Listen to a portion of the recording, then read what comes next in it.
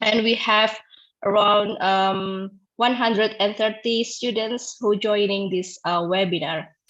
So actually, before we start, let me introduce shortly about Dr. Mubarak. So Dr. Mubarak is a lecturer in Dalhousie University, Canada, and he just finished his doctorate program in Kaunas University of Technology, Lithuania. And he also active joining the international conference, also writing papers and many international books. So today we will have online webinar and we'll discuss about managing innovation in global value chain networks. Because nowadays, ladies and gentlemen, every generation needs to understand the innovation value chain view that present innovation as a sequential three-phase process that involves idea generation, idea development, and the diffusion of developed concept. So without any further ado, I give the time and screen to Dr. Mubarak. Thank you very much for the introduction and for having me, Dr. Sylvie. Let me just share my screen.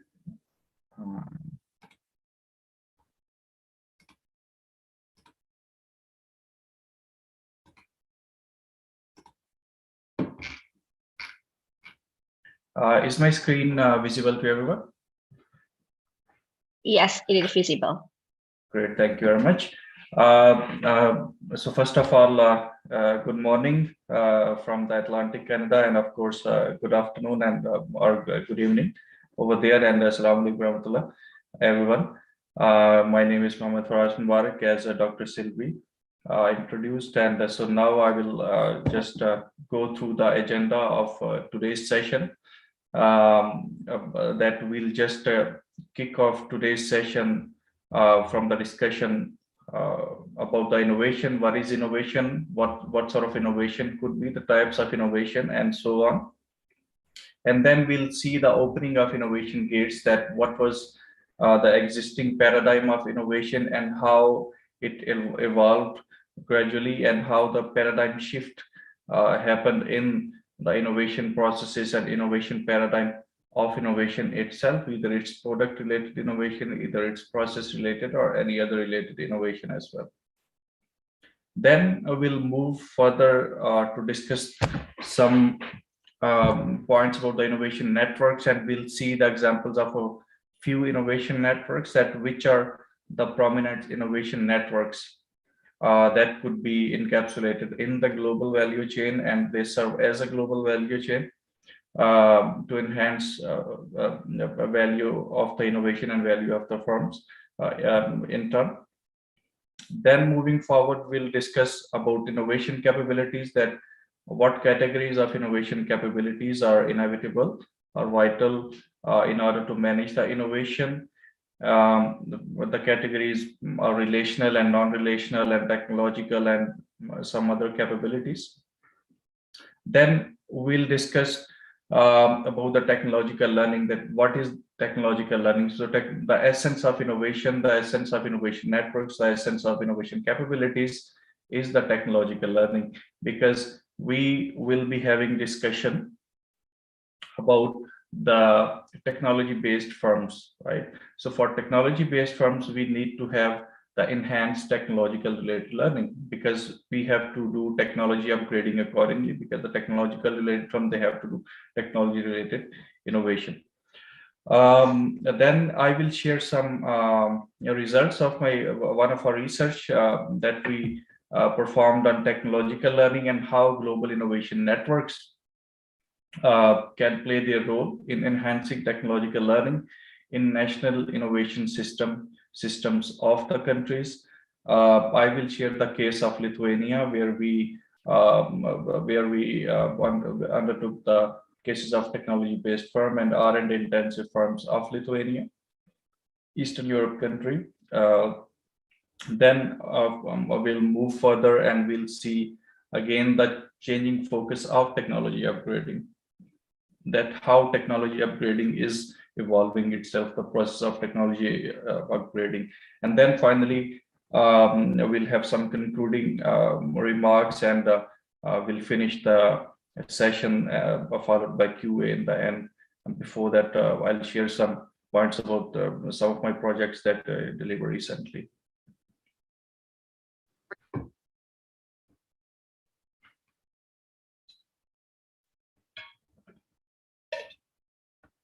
If we talk about innovation, of course, we know that innovation is the new finance, or innovation is the new financial capital, or the mainstay of the modern world economies. Of course, it is important to have the finance. It is important to have the strong financial structure. It is important to have the strong economic and stable economic infrastructure. However, it is more important, or it is equally important, to have a strong innovation base of the country or of the economy in which we are operating, or in which we are focusing upon, or we are undertaking upon.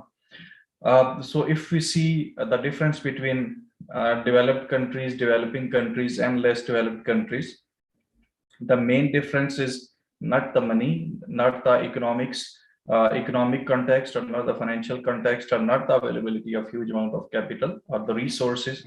Because if we see the resources, for example, if we see the sources of factor of production, as we say in the economics: land, labor, capital, and entrepreneur, those four sources. So the most of the precious sources, for example, land, if you see capital, if you see entrepreneurial education, or the innovation knowledge, and the other factors as well. So these factors are mostly present, are present or exist in the countries which are not innovated itself, which are developing countries. For example, if we see Indonesia, a lot of rich resources in the form of minerals, in the form of a lot of land, in the form of abundance of human capital are available in the country. Same goes to Pakistan.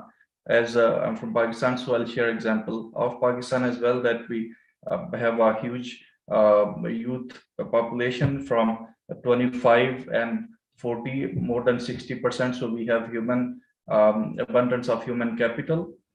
We have a lot of land, a lot of mineral, we have gas, we have the world second or third gold reserve, we have like a world second or first biggest salt mine in the form of Himalaya, and of course many other things. But still, of course, we can take example of many other countries as well. If you see many of the African countries, they are rich in the minerals. For example, if you see, they are rich in petrol, rich in many other things.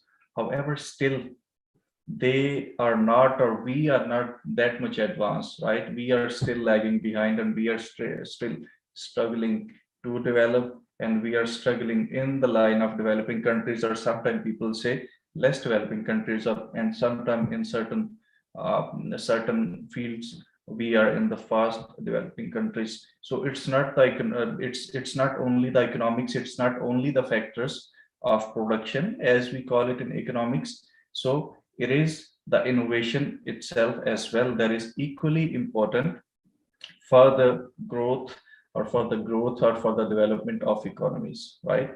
To push from less developed to developing towards the developed countries, right? So that's why innovation, we will be focusing innovation in today's session. There are certain types of innovation. As the student of economics, of course, I'll not go through in the detail.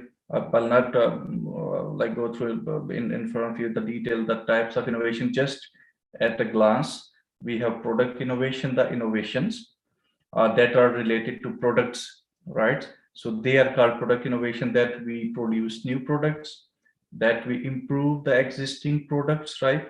Or we produce substitute for the existing products. So that could be innovation, right?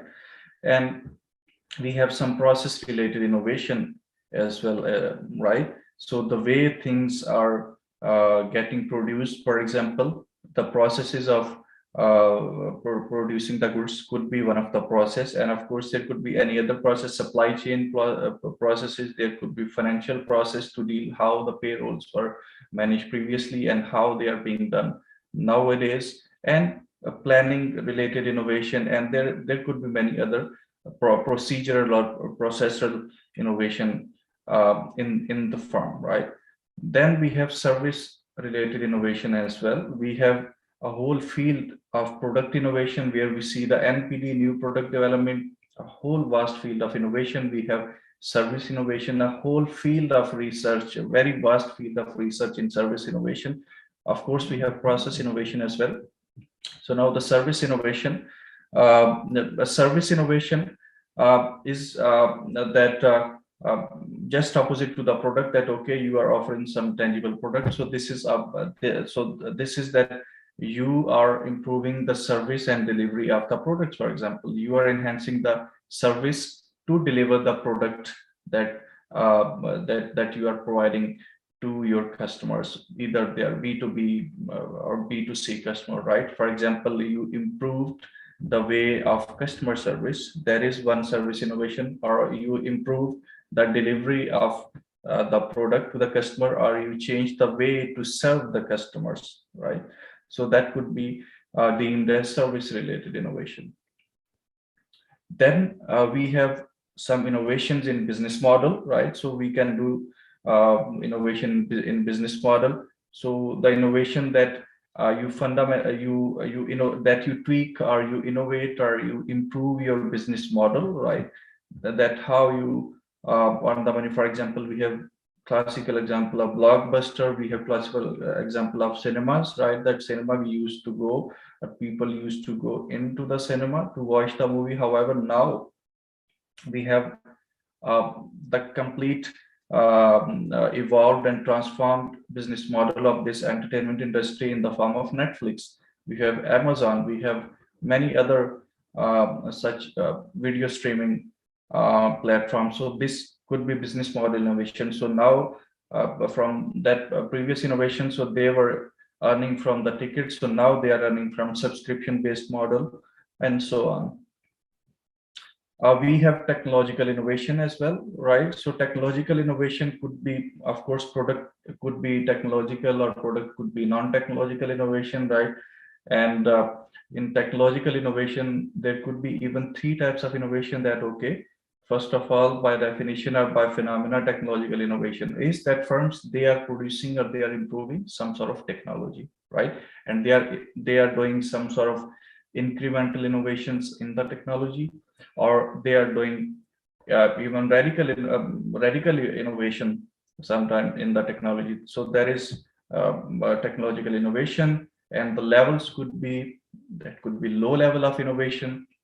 For example, food industry, some food technology or some very low level of technology related to food, for example. So that could be at low level. We have some medium level innovation, for example, textile and that sort of innovation technology, that could be medium level. And we have some high tech innovation as well. For example, we have computers, we have 5G, we have advanced cyber physical system, and there and of course many other sort of innovation infrastructure in technology itself is could be high tech technological innovation, right?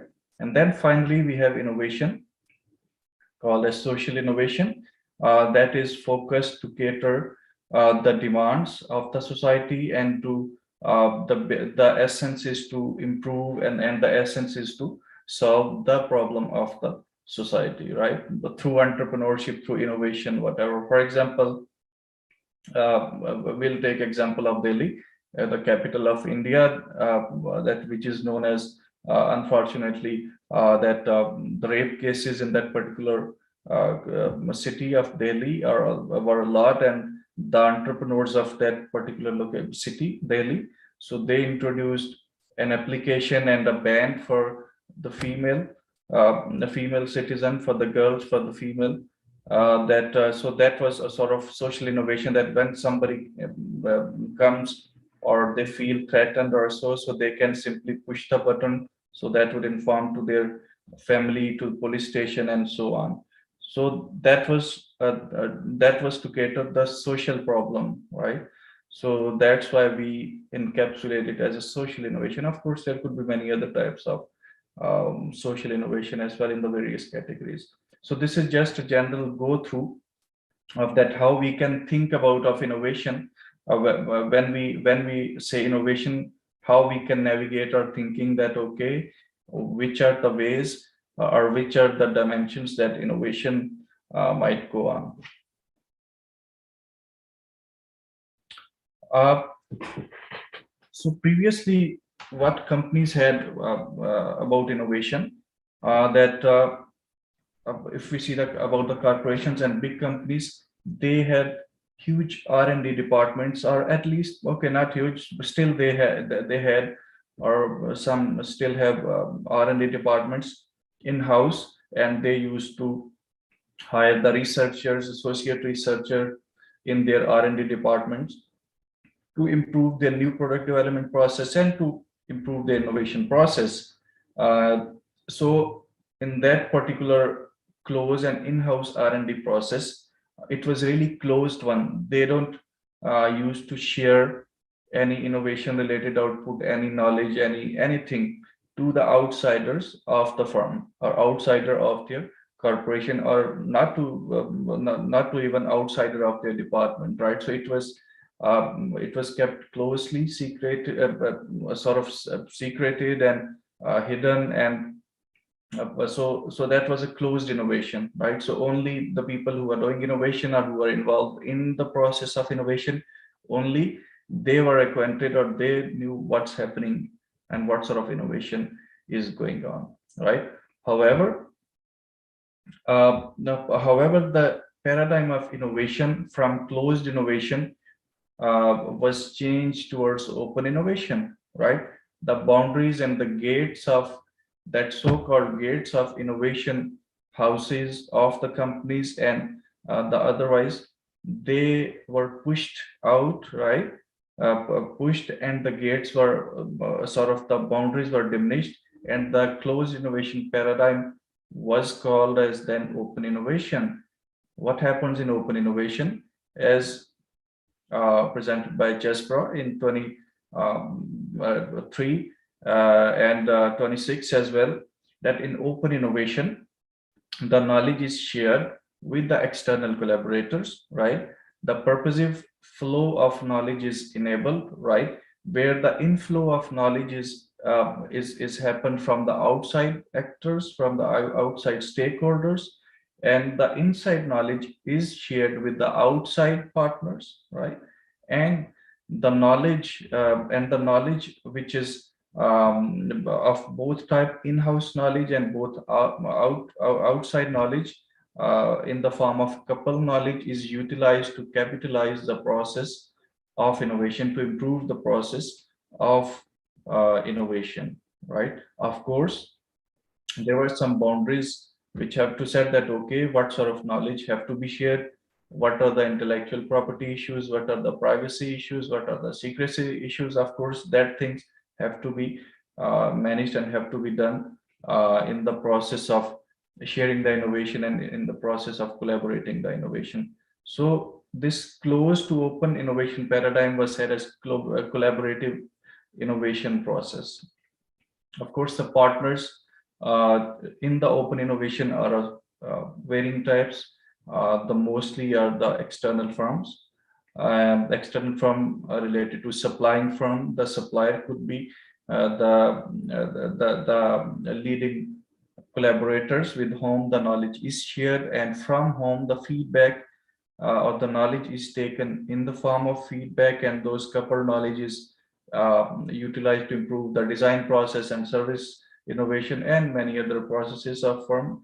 The other type of partner is R&D centers, public universities, public research universities, with whom the knowledge is shared, that the problem of industries, they are being shared in the form of problems, and then they are supposed to solve or the expectations are from the universities partners that they will solve the problem in the form of some good research report or so.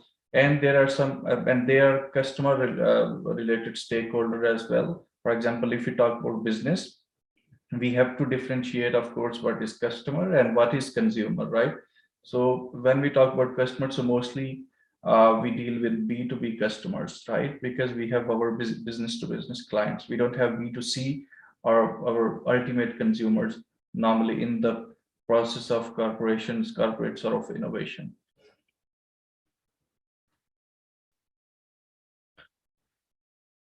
So with the opening of innovation, of course, we already had innovation, collaborative innovation networks beforehand of opening innovation, right?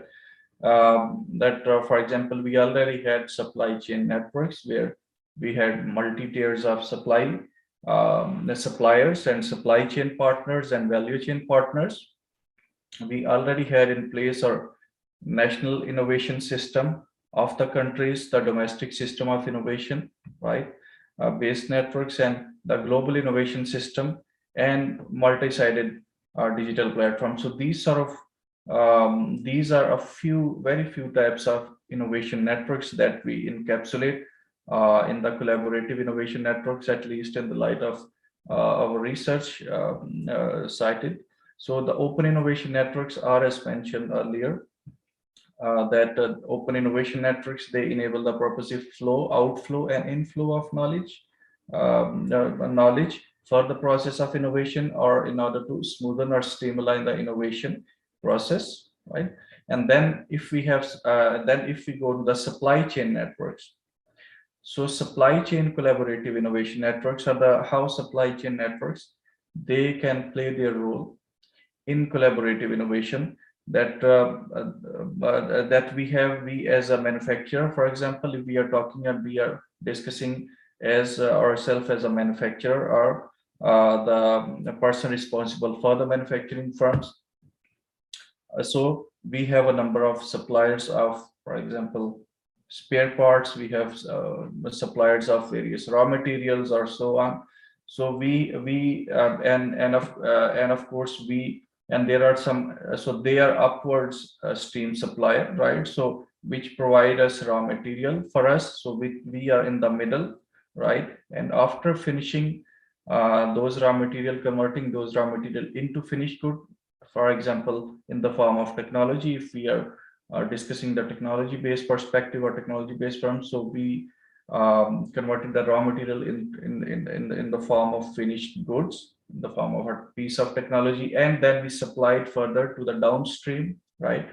So those downstream supplier networks is critically important, because those suppliers, they are closely connected with their B2B customers, right? Because they are directly dealing with that customers and the problems and feedback whichever the ultimate consumer is giving to the B2B customer, they are being shared with the supply chain partners in the supply chain tier. And then if we are not connected with the supply chain network and we are not well integrated supply chain, or we have not integrated supply chain innovation networks or supply chain networks into the process of collaborative innovation, then of at the consumer side, right, or at the usage of the product itself, right? So that's why the supplier chain related collaboration and the collaborative innovation has a vital importance as well. We have national innovation system based networks as well, that each country have national innovation systems, right? So it is named as innovation systems approach, right? Where in national innovation system, the domestic innovation networks and the communities or the associations, they come under the umbrella, or they are covered under the umbrella of national innovation systems. And this national innovation system is closely monitored by the innovation agencies of the government, and the innovation policies, they are being implemented through the national innovation system of that particular regional area, geographic area, or the country. So national innovation system, they play a critically important role to enable technological learning or to improve the innovation within the country. So in national innovation system, mostly there are local firms, national firms, as the name resonates. But of course, there could be international firms as well. However, they are operating in your particular system of innovation as a national innovation system, as a part of innovation system. So we can deal them, or at least we are now dealing them or taking or considering them as the part of NIS, right? Then we have, and in this national innovation system, of course, we have certain types of universities. We have a business association, trade association. We have communities of practice. We have certain other types of associations as well, which closely collaborate with the government agencies and, of course, with the manufacturing concerns as well, right? For example, if I talk about the national innovation system and the associations within them, for example, the one could be, for example, association of, for example, if it is a low tech manufacturing, for example, a fan manufacturing, so it could be association of fan manufacturer. It could be association of, for example, automobile manufacturer. At the other end, it could be association of, for example, pharmaceutical manufacturing. It could be association of IT and software development firms. And of course, there are some other partners as well, stakeholders as well in the national innovation system of a country. Then we have another network, we call it as global innovation system. Again, as name denotes, that global innovation system, we have to take from our perspective that, okay, when the firms, they are operating in a network, right, which has the global reach and global governance as well, somehow, or multi-country governance as well. For example, one of the networks in a country in which partners are stakeholders are coming from a number of different countries, a number of different regions, a number of different continents as well, for example, and that is governed by different partners which are coming from those different locations, right? And of course, they are collaborating, having a purpose of collaborative innovation, right? So, and in this way, they are forming the global innovation system, right? On the definition of global innovation system, there are certain disagreements, but so far, for the purpose of this particular study, we have defined the global innovation system in this way, and in the light of our research that we have performed and we published results on. Finally, we have multi-sided digital platforms. So multi-sided digital platforms, if we see the example of MSPs, so these these platforms are mostly the digital innovation networks, are digital networks, right? They could be based on innovation in general, or they could not focus the innovation, right? So of course, all multi-sided platforms, they do not are based on innovation or collaborative innovation. However, all of the multi-sided digital platform, at least they seek the feedback or they take the feedback. For example, the one of example of multi-sided digital platform is Amazon, or it could be Muda in Malaysia, or there could be some other MSP or multi-sided platform in Indonesia. So these digital MSPs, multi-sided platforms, they facilitate multiple types of sellers or actors and hosts where they render their services, right? So in a way, they create a virtual market where sellers and buyers, they come to complete their transaction, to buy and sell the goods and to provide the services and so on. But at the end, of course, the customer, the ultimate user, or the customer, whatever you say it in this MSP perspective, so they share the feedback in the form of reviews, in the form of 5-star, 4-star, 1-star, whatever, right? So that feedback is also one of the important factor that enables other customers or other people to buy that particular product again or not from that particular seller, right? So that's why that particular feedback of customer is a shared collaborative innovation, right? Which the customer is sharing with the other fellow customer, with the other potential customer, that okay, you have to be careful, you don't have to buy from this particular seller, or you can buy, the reviews were good. So this is a very minute example of this is how collaboration could takes place on these MSP based digital platforms as well. Of course, we have certain digital networks as well. For example, we have open platform of Siemens. We have open digital platform of Lego for open innovation, right? Where they collect ideas, and as a customers can send the feedback of a particular model of Lego or the toy of Lego and so on.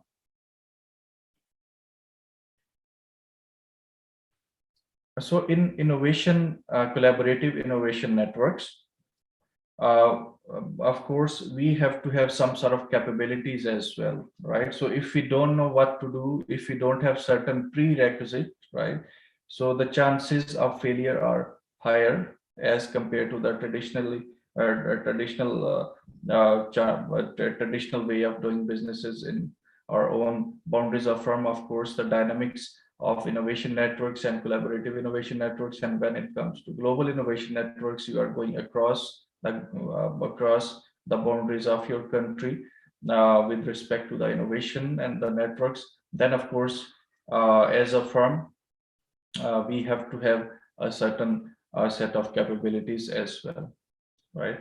So these capabilities could be a number of different capabilities. Again, as we have the students of economics, right? So as you focus a lot, and of course we focus a lot in economics.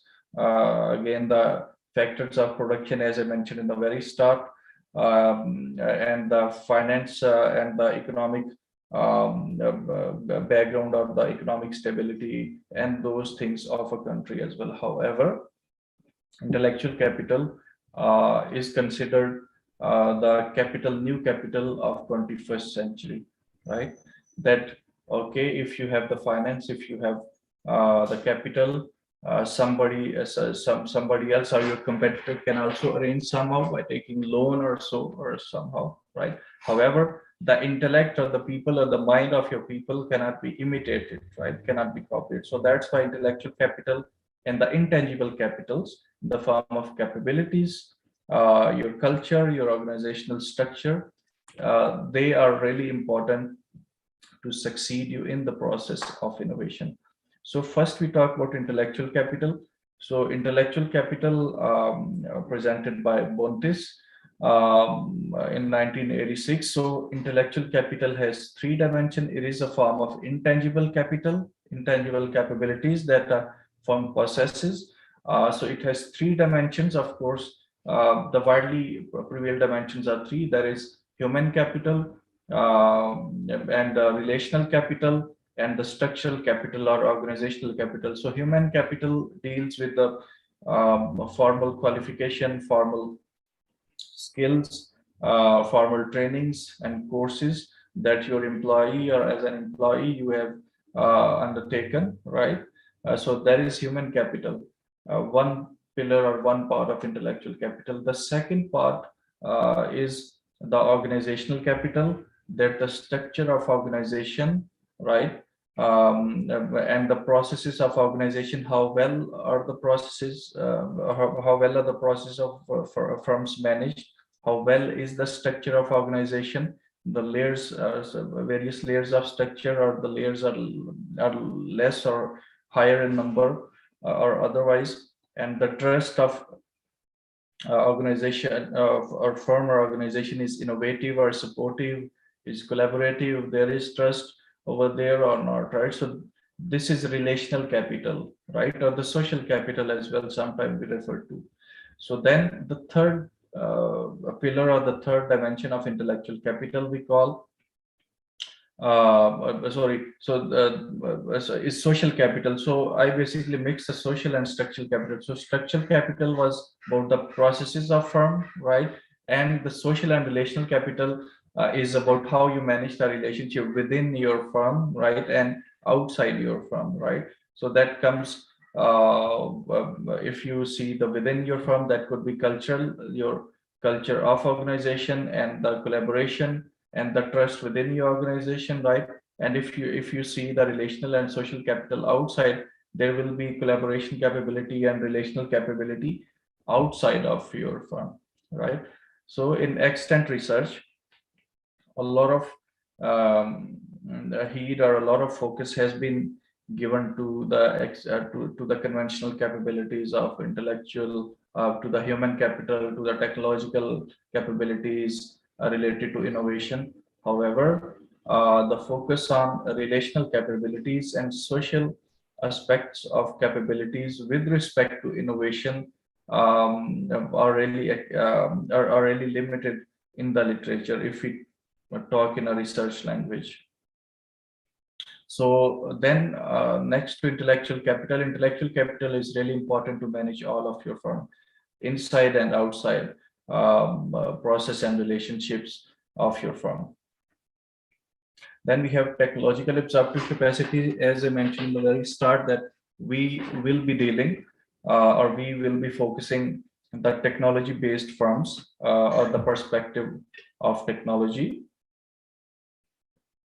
And in technology, we have to know about the technological learning and technological absorptive capacity. So about the absorptive capacity in general is that of course, not by the definition, but in general understanding, since we have economic students, that absorptive capacity, that the capacity within your organization or in your organization to absorb the knowledge, right, that you got from your outside partners, right, that the knowledge you learn from the external stakeholders, do you have capacity to absorb the knowledge, right? And absorb the knowledge, that means to integrate the knowledge into your processes, to utilize that knowledge to get benefit from that knowledge that you got from external stakeholders.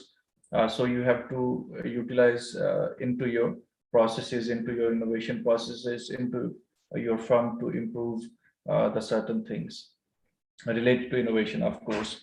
However, when we focus about technological absorptive capacity, and we focus on technological learning and technology based firm, we need to focus the knowledge which is related to technology. So we have to form the collaborations, or firms, they tend to form the collaborations, and or they tend to engage in the collaborative innovation networks uh, to get the technological related knowledge. For example, if we see the Silicon Valley, many firms from China, many firms from other parts of country, they are coming into the Silicon due to the knowledge proximity, and they are getting, or their motive is at least uh, to collaborate with the local firms, or the firms which are operating within the Silicon Valley, to get the knowledge from the Silicon, right, and to then export the knowledge back to the country, back to home country, into their national innovation systems or domestic innovation system to improve, right. And so the knowledge is technological related knowledge. So that's why we need to have technological absorptive capacity in our firms if we want to succeed in the process of innovation. Then how we can we can build, or what could be the first process of having technological absorptive capacity or collaborative innovation? There is the technological orientation, that at least the orientation of firms could be improved, right? For the orientation of firms, their mindset, their culture, their routines, right?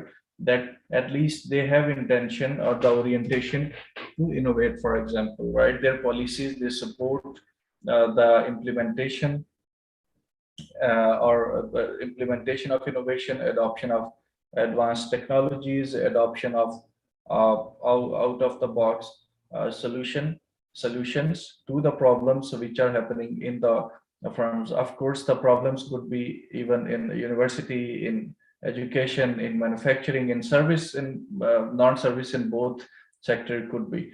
But of course, we need to have the orientation first, right? We need to have our mindset first. We need to have our vision first related to technology. That okay, we want to improve and we will improve our technological absorptive capacity in second level or simultaneously, but we do have our mindset that okay, we want to improve and we are open to the technologies, right? Our orientation is open, sort of open, in an open innovation way, uh, right? So technological orientation could be a first step towards improving innovation capabilities, right, and towards adoption of the technologies itself, right? Relational capabilities, as I mentioned earlier that the capabilities, relational capabilities, they are encapsulated as one of the dimension of intellectual capital as well. However, they can be categorized or they can be separated as a separate entity of relational capabilities as well. As we had a recent work on relational capabilities, and we dealt it in a separate way, as a relational perspective. So culture, that organizational culture, how conducive or supportive is the culture of organization, how open is the culture, how respectful is the culture of organization, how tolerant is the culture of organization, of course, to the opinion of other people, other layers of employees, even its top layer. So it has to listen, um, from the employee, whichever is coming from the bottom layers, right? So supportive culture and collegial culture, and then if there will be this that much open culture, conducive and supportive culture, then there will be trust, right? So the trust within the firm and trust outside the firm is critically important. For example, if we don't have a trust within our teams, within our department, for example, if finance department don't have trust with HR, and HR don't trust with operations, and operations don't have trust with supply chain, and supply chain don't trust manufacturing, and then the guy sitting in the planning or strategic planning, they are not trusting the others at all, of course, then the things are not going to work. So that's why the trust within the firm, within a corporation, within a group, and of course in outside the firm are also important. For example, especially since we are talking about managing innovation in global value chain based innovation networks, that in those collaborative and global innovation networks, of course, actors and stakeholders and participants, they come across the globe with different languages, with different culture, with different mindset, different orientation related to the learning, right? So if we don't have a shared vision, if we won't have the trust in the network, or within the network peer, at least okay, at least a calculated trust, not on the personal level trust, at least the trust that on a certain level of measurement. So if we won't have that sort of trust, then of course the collaboration cannot be successful. One of our paper in 2020 on digital trust was published, that we also established that okay, trust, and now in this particular era, with the adoption of industry 4.0 technologies, digital trust is critically important in the open innovation networks and in the digital, yeah, in the digital realm, if we talk about digital collaborative innovation network. So we in a way not coined out the term of digital trust, it was already there, but the paper on digital trust in the field of innovation management was the seminal study, was can say that the first study in this particular um, realm of open innovation, collaborative innovation, focusing the trust in a social sciences perspective. Then of course collaboration as well, that there should be collaboration within the departments, right? If one department or one actor doesn't know what what's happening at the other side, then of course the void or the gap exists, and then the innovation process itself will be affected by this particular lack of integration, lack of collaboration as well. Then we have some industry 4.0 technologies adoption, right? That okay, so now we are moving. Okay, innovation landscape moved from in-house towards in-house and closed towards open. We had some collaborative innovation networks. Okay, to succeed in those collaborative innovation, we need to have some capabilities that we discussed here. So now even those networks are evolving, right? So the most of the networks, they are shifting on virtual base, or on technology, especially after the COVID-19. In a way, COVID-19 improved the absorptive capacity of the particular technologies of the firms, that okay, it cleared our mind, or cleared the minds of firm, that okay, it's not a big deal, we can meet, or the firm's operation can be run, or online classes can be done, right? If the students cannot come, okay, let's do it online. So that sort of orientation was changed, and the technological adoption was really accelerated, especially in the COVID and after the COVID as well. So likewise, we have the technological adoption in our innovation networks as well, right? So all of the networks, or majority of the networks, they are also having their sort of clone as well. Okay, they exist. They exist in person, where the communities, they meet with each other. For example, in the form of conferences, in the form of their symposium. For example, one of the innovation networks of academia or of research, if I share, could be, for example, like one of the conference which I'm attending since 2020 until 2023, for 3-4 years I've attended. So ISPIM conference, if we see, that is, I'm talking about that innovation management professional and the researcher, they gather and they come across various countries, and they gather and they share their results, and they collaborate with each other and what's happening. So this society of ISPIM, for example, this is a really close society, and most of the people, they know each other, and the faces each and every time will be like 70 to 80% similar faces you'll see in the ISPIM conference. So that is one of the example. So of course, the communities, they meet each other in person. However, there is an online platform, or the online, you can say, technological cloning of that particular platform or the community as well, right? Not only in innovation networks.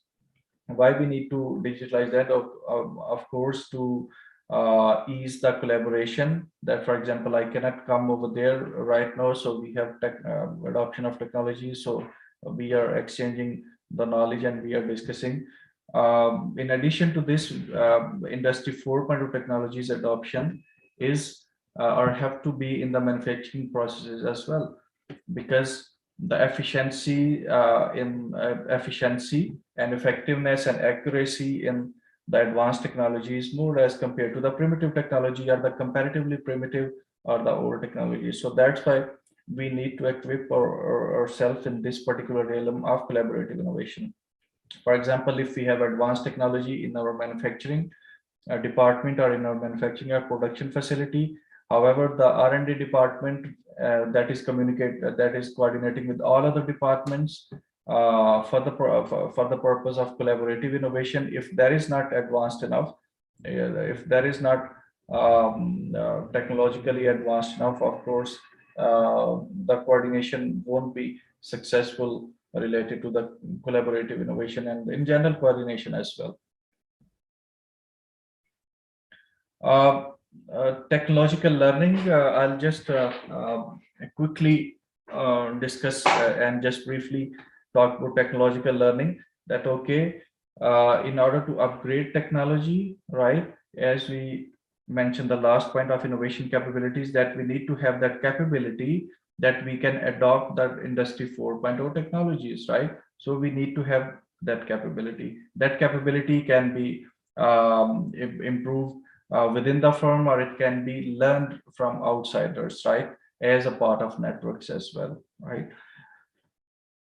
Technological learning, of course, the motive of technological learning is to implement it towards upgrading the technology, right? So by definition, if we see what is technological learning, it is not the conventional field of economics, but of course it's the economics of innovation or the innovation policy. If we see the technological learning, so as a definition, it is a process by which a technology-driven firm creates, renews, and upgrades its latent and enacted capabilities based on its stock of explicit and tacit resources, right? But another definition is that the ways firms build and supplement their knowledge bases about technologies, products, processes, and develop and improve the use of broader skills of their workforce. So technological learning is related to the knowledge of technology, right? Where the firms, they can improve their innovation related capabilities, technological related capabilities, right?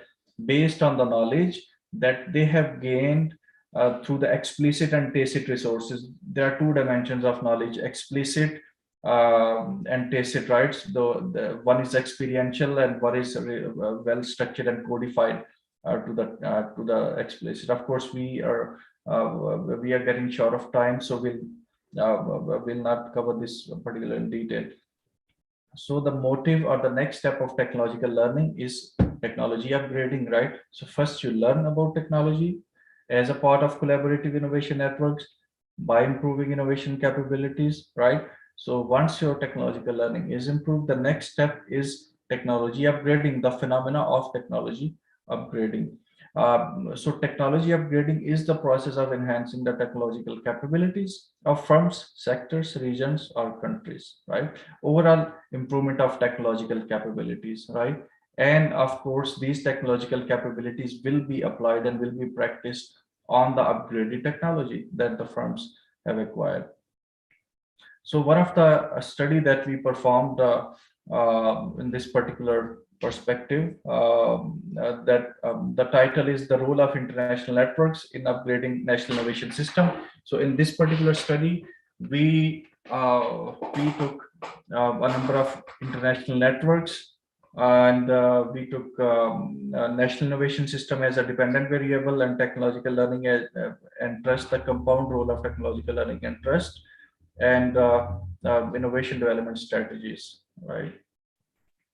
So the case was about R&D intensive firms of Lithuania, high-tech firms of Lithuania, and the results are that innovation networks are collaborative innovation networks. I'll just briefly go to the result that collaborative innovation networks, they improve the technological learning, and even they build the trust as well. When you're the part of networks, you have you have the system-based trust as well, that you trust to the peers gradually, time by time, right? You learn to trust as well. So technological learning and trust, the compound role, is improved in national innovation system or is infused in national innovation system with the help of innovation systems, with the help of collaborative innovation networks, right? And innovation development strategy, if you have a standalone innovation development strategy formulated by the Ministry of Innovation or by the authorities, the innovation development strategy at the very left side, as an independent variable, it cannot be fruitful and it cannot benefit directly to national innovation system, right? Instead, it has to navigate through technological learning. It will first improve, the policy should be to improve technological learning of firm. Of course, how technological learning of firm will be improved, how policymaker have to devise this particular policy, that international integration and collaboration have to be promoted, right? And then in turn, national innovation system will be improved. So it's not a direct path. The pattern is this particular innovation development strategy to technological learning towards innovation networks and collaborative innovation networks, and then finally the national innovation system. So national innovation system is in fact the local or the country's innovation system, the overall innovation system improved. Then as we talk about changing focus of technology upgrading, right? So we have the changing or the changed focus of innovation that was from in-house, from closed towards open innovation. So we have now recently the changing and even evolving focus of technology upgrading as well, right? Where we see in innovation management, and particularly if I see in the light of my research, that the pattern I explored or I discuss in my research is that innovation capabilities, they improve technological learning, right? Or they can be improved with the help of technological learning. In this particular pattern, innovation capabilities improve technological learning. That in turn helps to upgrade the technology, or that helps in the technology upgrading process.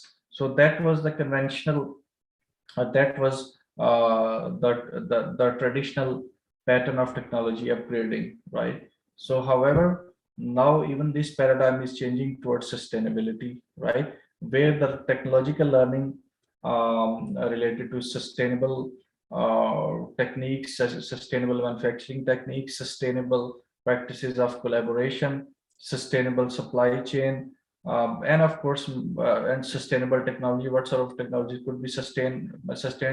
So, and of course, there are a number of other things as well. So, sustainable technology towards sustainable technology upgrading, sustainable technological learning towards sustainable technology upgrading. So, in a nutshell, of course, you are not students of technological learning and technological upgrading, but still you are the students.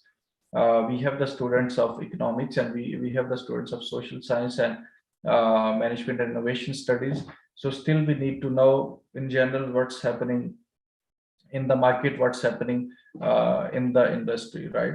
So the focus is changed towards sustainable technology upgrading. That's why we have seen the recent launch of iPhone 15 Pro Max, right? So we have an example, a particular example of sustainable technology upgrading. Okay, even though it was, according to many reports, it was forced by that technology, it was pushed by the European Union to have C-type charging port in the iPhone 15, which is newly iPhone, right? So the way or the mindset behind that particular policy of EU was that there should be, for example, one type of socket for all charger. For example, I have this Lenovo laptop, it has C-type, my mobile have C-type. So every gadget, so they should have one C-type charger or one type of charger, right? Even if you have different types of mobile, you have Android, you have other than Android.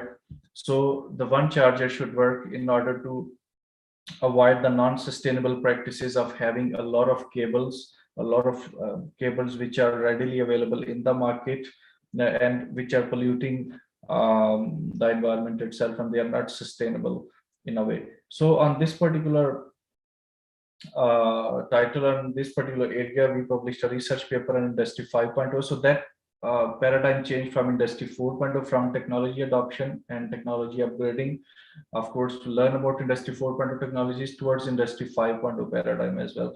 So this was in fact the first EU funded project, EU funded published project on Industry 5.0 that we published, and we presented this particular concept in an implied way, apart from a framework of Industry 5.0. So the results of this paper are okay. We have some results, so I'll just quickly go to the main results. That in this particular study, we presented a roadmap, or we developed, in fact, the roadmap that how Industry 4.0 technologies, how a number of innovation capabilities, how the contextual factors and design principles related to sustainability, among other factors, how they can be navigated through those 10 placement levels, and how they can, in a way, promote sustainable development goal, or the sustainable development within the technology based firms, right? The reference of this particular paper will be available if you want to study. So again, we have time constraints, so I won't discuss much about this paper, but in general, these relationships are like relationship amongst the capabilities, amongst the variables, among the factors, among the barrier, among the context, among the technologies and design principles. The definition of these particular things, these particular factors, they are already we have mentioned in our paper, so that can be referred to the full text of the paper. Concluding remarks of this particular session. A few concluding remarks. Of course, there could be many. The first is that technological learning and trust. So technological learning is really important for those firms which are interested in doing technological related innovation, and especially in high tech or med tech related innovation, right? And with this technological learning, the relational capabilities are really important, such as trust, innovation, innovative culture, collaboration capability, social capital, and these sort of things. So they are also critically important to execute the innovation strategy. And another key takeaway for policy making and policymakers as well, that innovation development strategy, or the strategy that you devise or that is devised to directly to improve national innovation system, so it can't happen, right? So the pattern is not direct, okay, that one magic bullet, you made a policy, you formulated a policy, and the national innovation system is improved at in a matter of clicks or in a matter of policy making. So the pattern is otherwise. The pattern is that, okay, you have to make innovation development policy and internationalization policies that enhance the technological learning through internationalization, through collaboration from innovation networks across the globe, without having restriction of any geographical or any that sort of knowledge restriction. So that in turn will improve or will import the technological learning into the national innovation system in a step-by-step way. Then integration into collaborative innovation networks is important, and according to many researches, when you collaborate with your partners, so you share your you not only share your knowledge. For our firms, not only share their knowledge, they share their resources, they share their infrastructure, they share with each other, they exchange with each other their manufacturing facilities and other facilities as well, right? And in this and in this way, in a broader fabric, in a broader scenario, the cost is reduced in operations and in R&D, right? And the knowledge acquisition is done, and mainly the essence is about improving the technological learning by doing all of these processes. Some of the innovation capabilities, of course, that should be developed beforehand, going to collaborative innovation networks, and some capabilities can be learned, can be practiced in the innovation networks or from the international collaborative innovation networks. And the tacit factors, they hold a critically important role, right? The tacit learning is really important in this sort of innovation capabilities learning, when it comes to learn innovation capabilities and technological learning from the collaborative innovation networks. Finally, intellectual capital. Number one, the dimensions of intellectual capital. There is intangible form of capital and the networking. So these are the precious pillars, are the precious form of a capital in 21st century innovation landscape, because previously firms that had a lot of financial capital or strong economic background, so they were involved in in-house R&D, and they were engaged in innovation, and they were leading the market, or they were generating the higher profit. However, now the landscape of innovation is changed, so because the firms, even SMEs, they are collaborating with each other, even though not having a lot of financial base, strong financial or economic base for the innovation, still they are collaborating with each other, sharing resources, knowledge, and enhancing their technological learning. And in a way, they are amassing the technological innovation. They are offering the technological innovation. So on the basis of intellectual capital, and the networking with the other firms. Finally, the shift from conventional innovation, improving conventional innovation capabilities, technological learning and technological upgrading towards sustainability or towards sustainable learning, technological learning and sustainable technological upgrading is important and is an emerging and even is a very growing paradigm nowadays, which really needs a lot of attention in this particular time frame.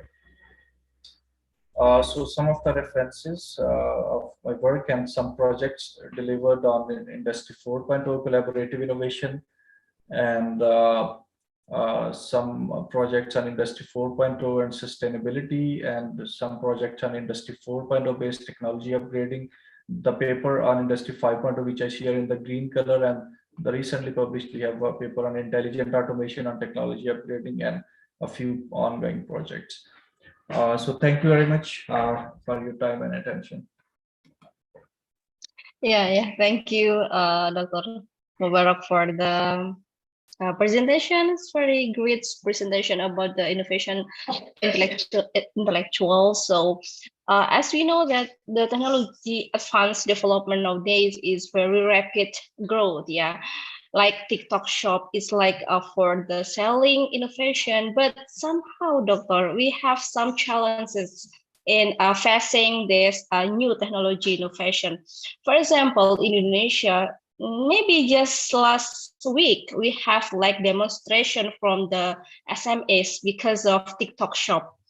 Our SMEs feels that TikTok shop give a bad impact for their sales. I mean that once the TikTok shop was launched, it decreased our SMEs profit. That's why last week our SMEs in Indonesia, they did like demonstration to our ministry to force our ministry to close the TikTok shop in Indonesia. While in other hand, I believe that TikTok shop actually some like innovation that able to enforce the SMEs as well. But I don't know. What do you think? Because it is for me, it is like, oh my God, it is bad, but somehow it is also should be good. Please your comments. Thank you very much, Doctor, for the question and for asking my opinion. In fact, not the question. I think the TikTok sales and in general the e-commerce sale or the digital sale, even we have the sales on other platform, even Facebook groups and the others as well. In general, of course, we can take it as a positive thing, as an evolution of a conventional way of doing business in a way that, okay, for example, you can sell your product even okay at 10 p.m. in the night as well, okay, or 11 o'clock. So there are no time boundaries, for example, apart from some other things as well. And in general, you can reduce your cost as well. But of course, we have to see the overall effects of it as well. But the thing is that when we have a disruptive technology and when we have a disruptive paradigm or disruptive practice, disruptive situation in the practice, so these things happens, right? For example, we have a classical example of Blockbuster and Netflix, right? So when Netflix came, and we have the cinema comparison as well, that when Netflix came, or before, or even before Netflix, we had some website on which the movies were readily available, right? Even free websites, okay, pirated were also available. Some of people they used to access. So the sales must be decreased, must have been decreased of those cinemas, and even after the Netflix, so the whole business model is revamped, is changed, and the people they are now going to have a subscription based movies on these live stream channels. So I think these things are pretty normal, and these disruptions, they inside disruptive process related innovation. So I would also see this as an innovation, that this is an innovation in the process of selling the products or so, and it is pretty normal. And of course, if the firms, existing firms, are the SMEs are the firms, their sales are decreasing in a way somehow that of one particular domain, they have to do something better. In that way, they have to devise some better policy, or maybe they can shift some of their operations, sales operations, or similar operation online as well. So they have to tailor policy accordingly, in my understanding. Yeah, thank you for the comments, Dr. Mubarak. Well, I give the opportunity for the students who want to ask. Please raise your hand or just open your mic and you can. Yes, roughly. Go on, Right. please. All right. Thank you, Dr. Mubarak, for the amazing presentation in regards to technological upgrading and also learning. I would like to ask a question in relation to innovation specifically. Well, this is related to innovation, right? Well, this year, outside of AI and also superconductors, one of the most talked about innovation in the technological world would be quantum computing, right? So I would like to ask the question, how would quantum computing impact the landscape of technological learning and upgrading, especially given the fact that quantum computing has amazing potential, especially in the economy? So that would be my question. Thank you. Thank you very much for the question. So in fact, it is the hardcore question of, for example, quantum computing, for which I am not the expert, I must say, although I am in the faculty of computer science here, but I am not expert of quantum computer. But at least, I mean, what I have read, I have not worked on quantum computer technically, neither I have read some technical research paper. However, the impact with respect to the innovation or with respect to the technology upgrading, of course, we do have quantum, the invitation of quantum computer. But still, what I believe or what I understand, that we still have some time to, implement or to adopt quantum computer. It won't be an immediate effect, because now we are just having a shorter version of quantum computer. There is chat GPT and generative GPT, where you can generate your text. Even there is now creative AI as well, right? From where you can create somehow by using artificial intelligence as well. Of course, that is due to the superior computational speed of that particular system, generative system as well. But quantum computer would, of course, would do wonders. So there is, a trailer of quantum computer, in a way, that these chat GPT and these are doing. So, but yes, for sure, it will change somehow the landscape of technology. But of course, not the nature of technologies. The nature of technology would be same, because we are living in a hyper advanced technological era, and we have seen a lot of types of technology, a lot of possible types of technology. The shape of technology could evolve. However, the categories of technology, at least my understanding, would remain as it is today. But thank you very much. That was really interesting and relevant with respect to technology upgrading. All right. Thank you, sir, for the answer. Thank you. My pleasure. Thank you. For next question, please, Kevin.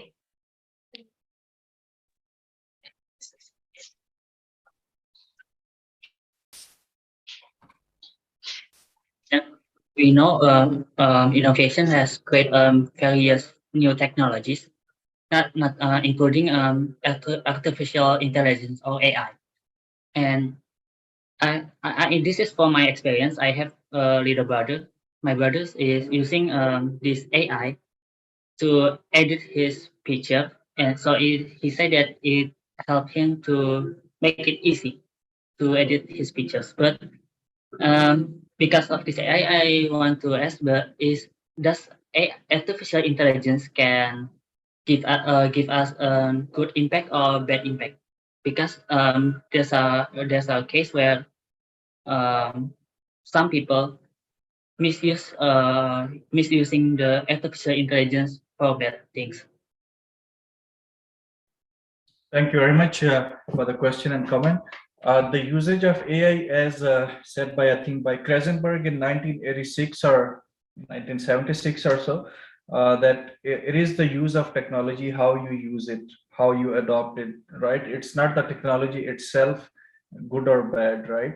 So I think the same, for example, same goes for social media, that as we were talking in the very first comment that, okay, we have TikTok and we have the social media and virtual sales of the particular firms, and the sale of the physical outlets is, for example, decreasing. So what to do? Of course, there are both, and so this is one of the positive aspect, that okay, people are generating something productive, something positive out of these social media platforms, right? The other way around, the negative could be, okay, you are just wasting your time on the social media, you are just scrolling the videos, right? So just to waste your time, right? So the uses could be kind of both. So it's how you use, right? So again, coming back to your points, it's not, technology is not good or bad, so it's how you use. But I mean, I can understand your concern that maybe some people here as well, they say that, okay, the robot might take over at some point of time, right? So that's why we have to improve our capabilities as well, right? And of course, I see a very good aspect in your question, that there is another field in frugal innovation and responsible innovation, field of innovation, that discusses this particular paradigm. Okay, you have to do innovation in that particular field, or that type of products should be innovative, which are responsible and good for the society, right? And which are frugal, in another way, right? So yeah, that's my take on this particular point. I believe. Yeah, thank you, Dr. Mubarak, for the feedback.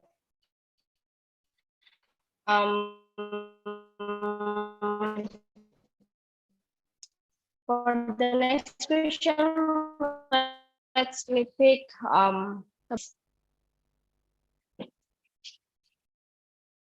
Amira. Yeah. Okay, thank you, Dr. Muhammad Faraz Mubarak, for the amazing presentation, and also thank you, Bu Sylvie, for the chance to ask. So before, I would like to introduce myself. I am Amira Nugrahaini from Brawijaya University's bachelor's program. I would like to ask the doctor's opinion in the midst of the rapid progression in innovation of technology that replaces many human labors, leads to mass unemployment, especially in Indonesia. Many companies lay off their workers to press their expenses. What is doctor's opinion as a lecturer in a national perspective? Because although there are many benefits that goes with the advancement of technology, especially in exporting, and also companies mass produce with the help of collaborative innovation network and also their technologies. Thank you. Thank you very much for the question. As we seen in the very first industrial revolution and the second industrial revolution, we see in the third industrial revolution, industry 4.0, and now even 5.0.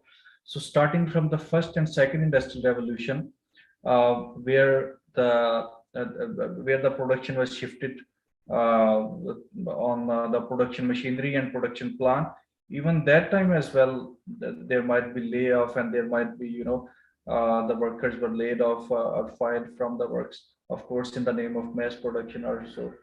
Uh, of course, if we see as a corporation, if we see as a greedy profit maker manager, then of course it is a very positive, right?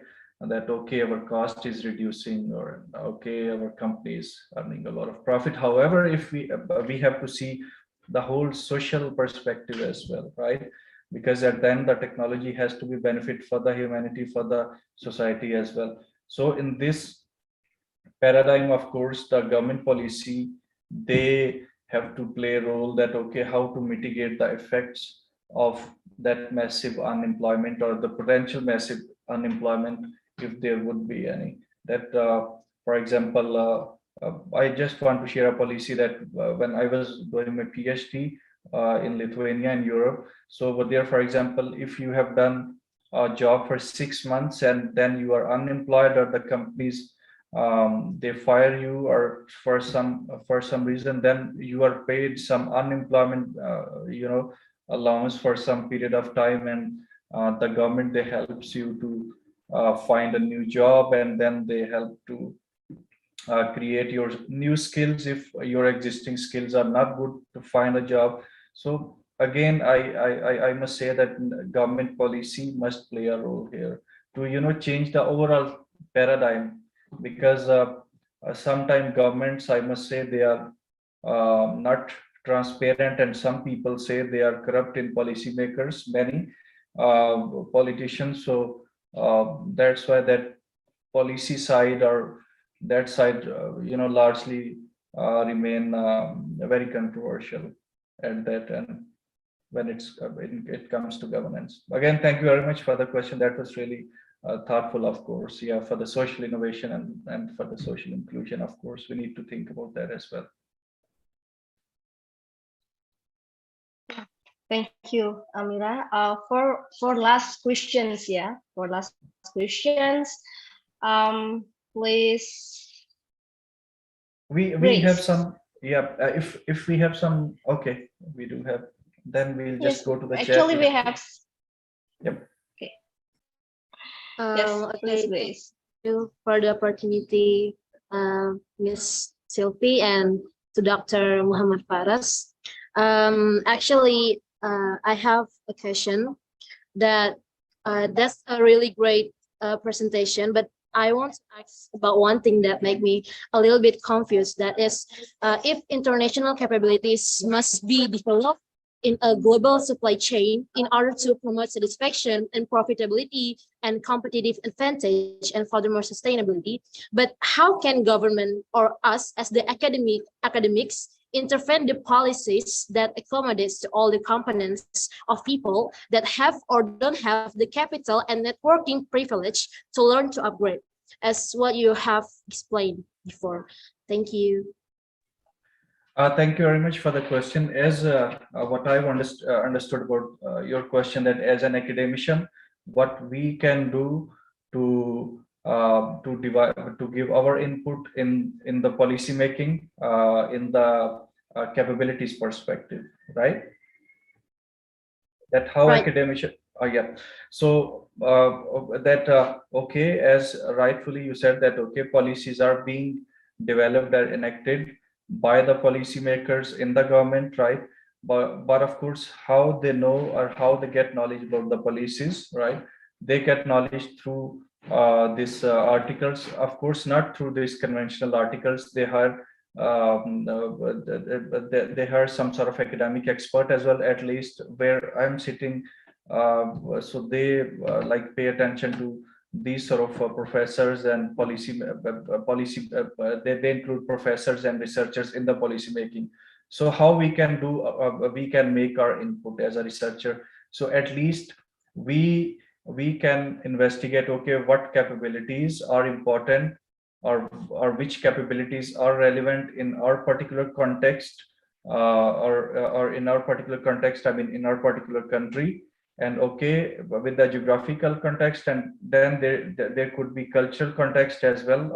Of course, there are some of the capabilities that have to be taken some sort of cultural side as well. If we talk about relational capabilities, right, and how the overall technological related capability, which capabilities are applicable and suitable for us. For example, if we are talking, okay, we will improve the cyber physical system adoption capability, for example, or intelligent automation capability. So we have to see our context as well, right? So again, I would say it's about the context, right? We have to holistically first see the context, right? Because as an academician, there is not a straight answer to any question, right? There could be just a way, okay, this is how you could operate, right? Just a navigation towards the path. Thank you very much for the question. Thank you, Doctor. We have some Well, question. thank Yep. you, Dr. Yes, we have one more from Yulia. Yulia, Yep. you want to raise your hand and deliver directly the questions? I'm sorry.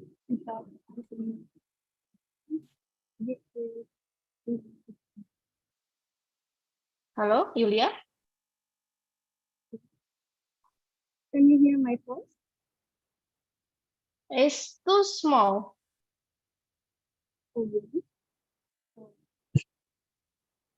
We cannot hear your voice. Or maybe we have Yulia? a question in the chat as well. Yes, Can you hear me? yes. I'm sorry because I'm in out of No, the room, so my voice maybe not really clearly.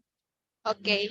So thank you for the lectures you given, Dr. Muhammad Faras.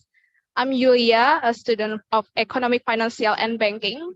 So previously, I studied the wage score model when I took an IT project management course at the core science faculty.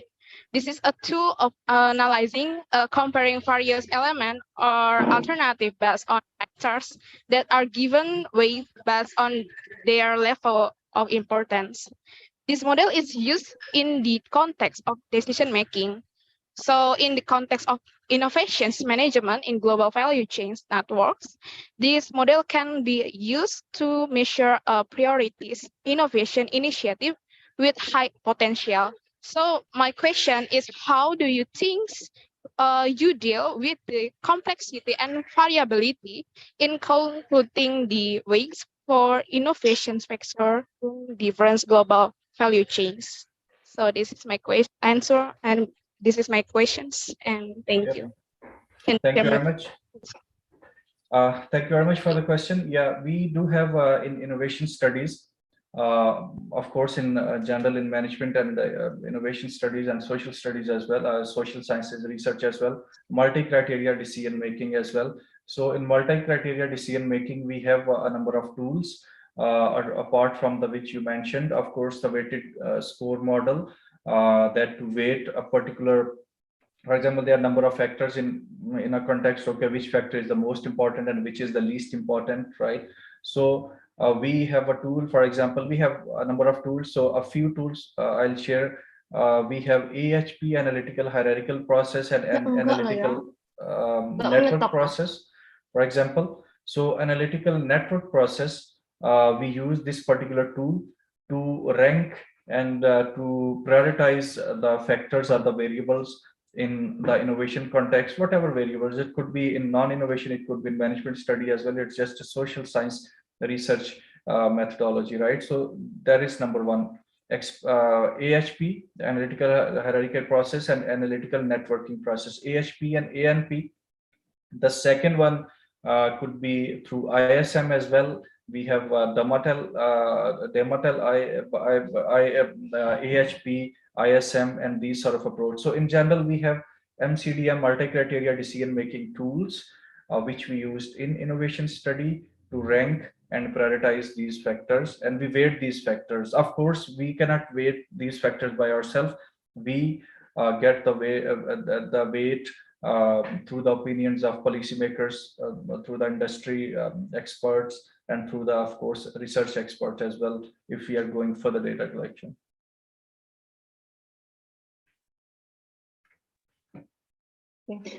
Yulia, is it answer your questions? Okay, thank you very much, Dr. Muhammad Faras, for your answer. My pleasure. Thank you for the question. Well, thank you. I think this is the last question from our students. So if I can conclude that the innovations technology is very important is for the business, and of course to improve our economic growth if we see in the economic development perspective, because innovation actually can increase our efficiency in the production cost, like for marketing, and also for the operational cost for labor, and also for machine, for example. Well, thank you very much for the very good insight, Dr. Faras Mubarak. And before we close the webinar, let's we take a picture together. Bu Citra, can you help to take our picture in online? And please, for all students, can open your camera and give your best smile. Ryan, don't fight, yeah? And yes, give your best smile to Dr. Mubarak. Well, Bu Citra? Okay, we will start the first page of the Zoom. 1, 2, 3.